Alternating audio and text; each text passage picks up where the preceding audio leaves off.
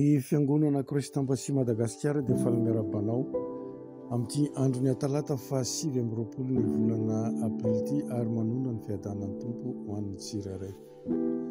Amaky ny rapsodian'ny fahamarinana indray isika androany ary mampatsiahy androany hoe ny rapsodian'ny fahamarinana moa dia boky nosoratan'ny lehilahin'Andriamanitra Pasteur Chris ary izy no manambara ny fanazavana ny tenin'Andriamanitra ato anatin'ny rapsodian'ny fahamarinana. Ny rapsodian'ny fahamarinana androany dia nampitondraina ny lohateny hoe porofoy amin'ny fiainanao izy. Ijery ny tenin'Andriamanitra tsika amin'ny Jeremia 2:7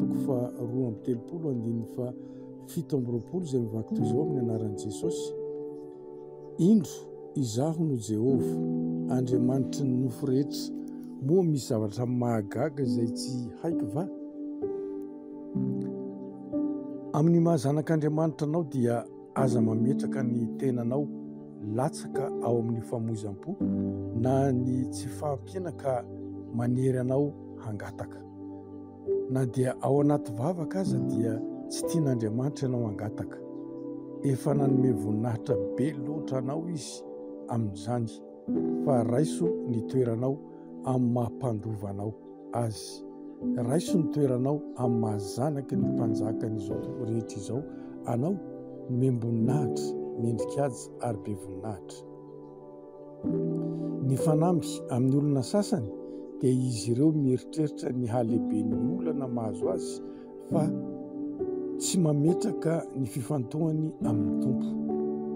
Ny ilainao dia ny manam-porofo an'Andriamanitra eo amin'ny fiainanao. Dinio izay lazainy ao amin'ny Malakia amin'ny 7:10 hoe izaho toetra amin'izany aho.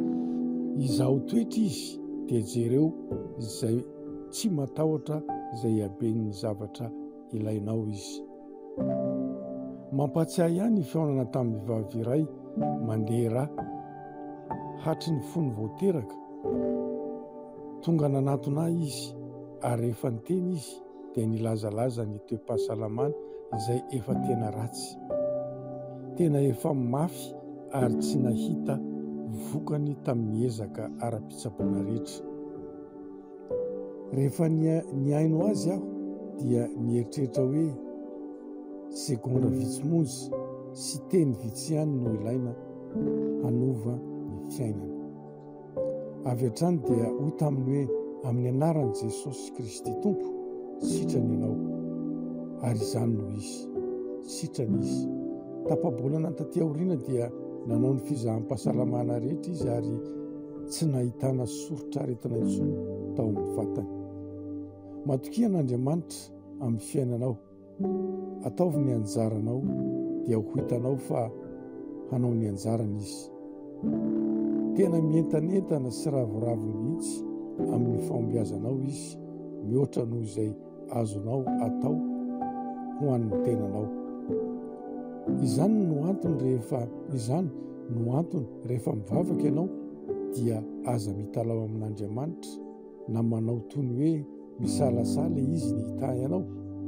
Hoy Jesosy eo amin'ny Matio 7:12: koa raha ianareo na dia ratsy aza mahalala hanome zavatsoa ho an'ny zanakareo, tsy mainka va ny rainareo izay any an-danitra no hanome zavatsoa ho an'izay mangataka aminy?